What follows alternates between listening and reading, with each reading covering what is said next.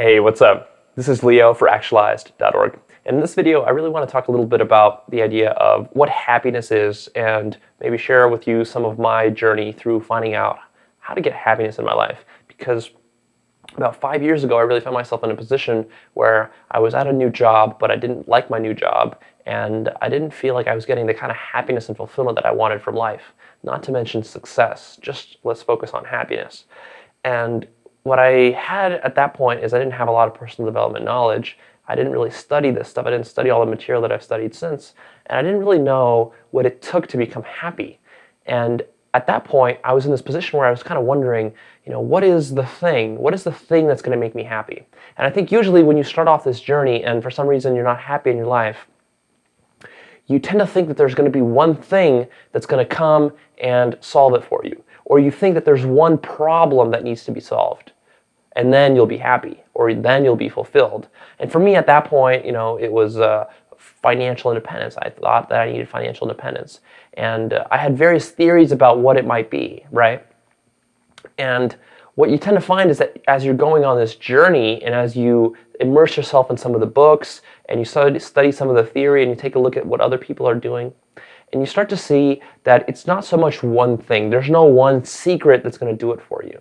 Really, there's many things. There's many potential areas of your life that you're going to need to handle to really be happy.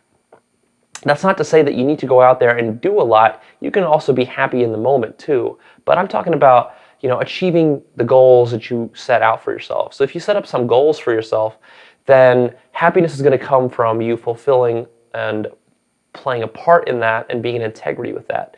But ultimately, I'm just thinking back to what I thought back then.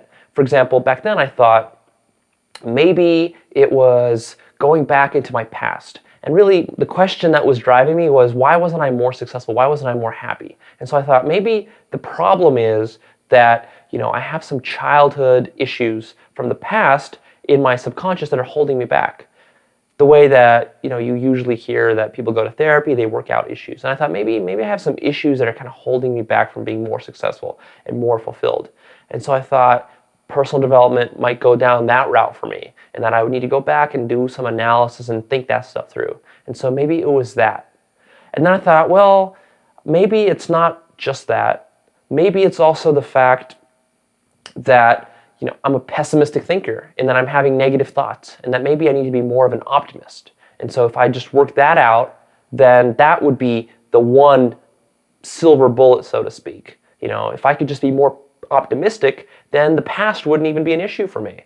I wouldn't need to go back and rehash my old childhood issues and do therapy on that or introspect back on that, because I would just be more positive in the moment.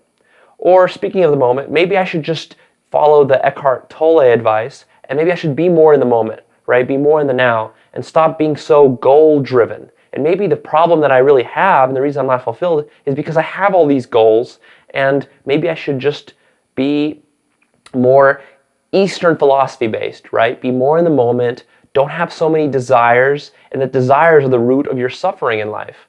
That's kind of what Eastern philosophy teaches us. And so what the prescription there being that you gotta not be so ambitious. So stop having all these goals. Stop being so materialistic. Stop trying to get that awesome career. Stop trying to find your ideal mate. Stop all these things, and then you'll be happy. So I thought maybe that's the problem. Maybe I shouldn't have so many goals. And then I thought, well, maybe it's not even that. Maybe the problem is that I'm not patient enough, right? I really thought that this might be the key, is patience. Because I was going down a trajectory and I was still pretty young in my mid-20s, and I was figuring, well, my life is still in its infancy, it's still starting. My career is still very young, and I just started experimenting with entrepreneurship, so I thought, well, what if I'm just more patient? Because I do tend to want to get results fast, and a few months can go by and I can get discouraged because I'm not getting the kind of results that I want, I'm not getting the fulfillment that I want, maybe not advancing in my career as fast as I want, maybe my business isn't growing quite as fast as I want it to.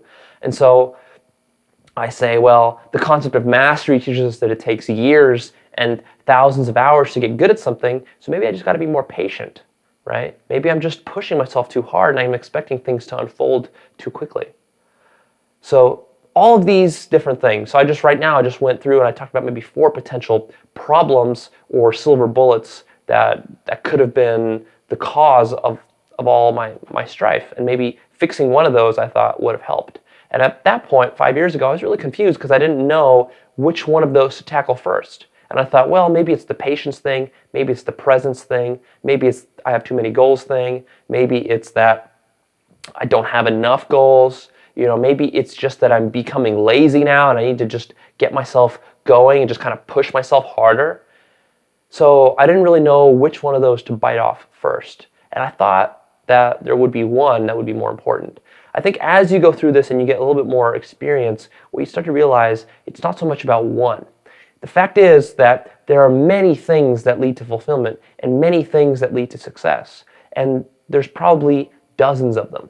And you need to have a certain number of them in place before you can really be happy in life, right? For example, if you're addicted to drugs or you have other addictions that I talk about in other videos, see my blueprint video on eliminating addictions. But if you have other addictions like you're addicted to television, drugs, alcohol, sex, negative thinking, gossip, internet, whatever, that is going to be a bottleneck. That's going to limit your fulfillment in life. And that's going to be a big bottleneck for you if you've got one of those, right? And if you've got multiple of those, then you can think of it as having multiple bottlenecks to your success. So look at yourself and your fulfillment in life as like a flow of water, like a flowing stream, right?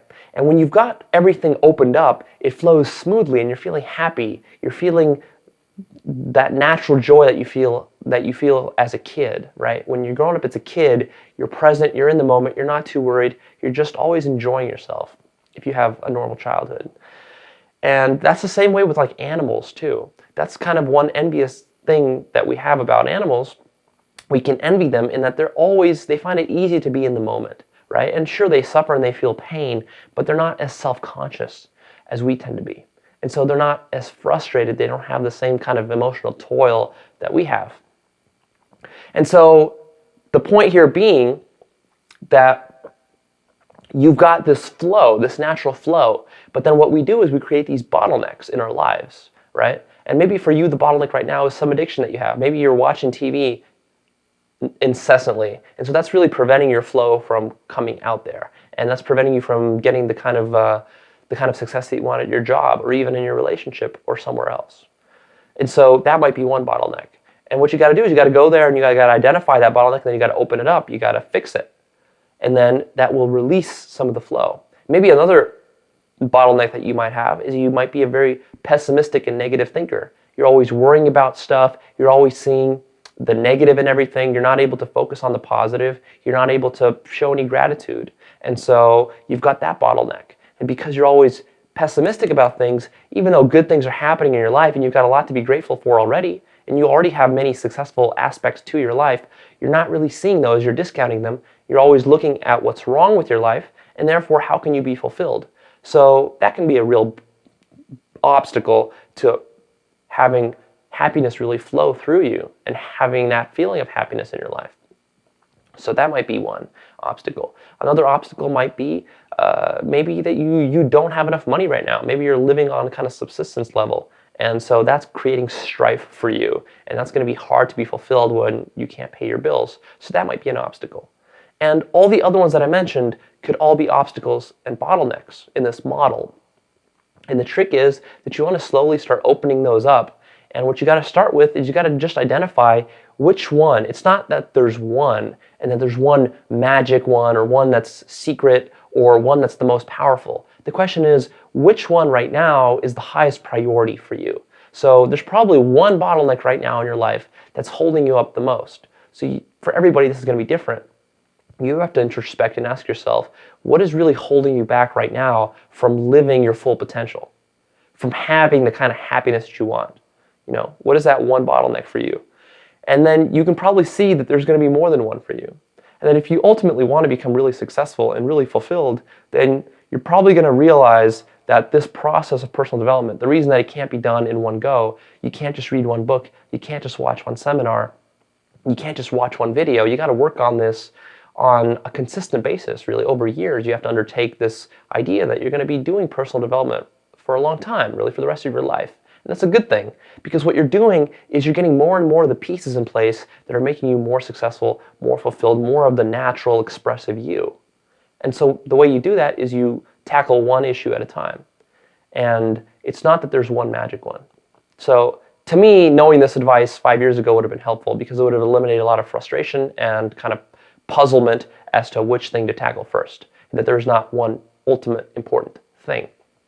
So for you, the question is, what is that bottleneck right now? What is your biggest bottleneck? I want you to sit down, think about it a little bit, and then once you do figure it out, commit to eliminating it. Commit to opening that bottleneck up, whatever it is. Use the videos, resources on this site, other books, seminars, whatever is available for you, or just your common sense, right? Figure that out. But also, I want you to sit down and think one step ahead. Think about not only maybe one or two action points that you can take to open up this current bottleneck that you're facing, but think one step ahead and ask yourself the question, once this bottleneck is open, this major one, what is the second biggest bottleneck that you're going to have? Think about that. And you can use your imagination to kind of foresee. Maybe that's obvious for you right now, or maybe it's not so obvious, because sometimes we have such a tight bottleneck in one place that it's closing us off from seeing other potential bottlenecks, right? So maybe, for example, you're such a pessimistic thinker that right now that is really stymieing you. But once you get that part handled, what's the next part going to be? Maybe for you at that point, it's going to be something like being more present, being more in the moment, right? And then that's going to be the next one that you can open up. And then you can think about maybe what are one or two potential action items that you can take to open up that bottleneck. So think about the first and the second bottleneck. Think about one or two specific things that you can do to start to open that up. And you can work on multiple bottlenecks at the same time. I definitely encourage you not to take on too much at once. Try to contain your actions and focus them on the biggest challenge that you've got, right? Work on that. So work on your first bottleneck.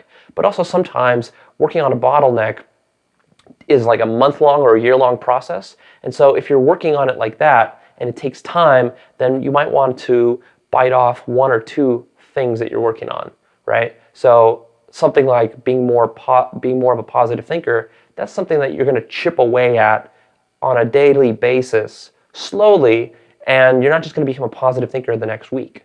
It's going to take you a couple of years maybe to make that full transition or to make a really substantial change. So you're going to chip away at it every day, and that might take you 5-10 minutes of work every day just to do a little bit of chipping away at that.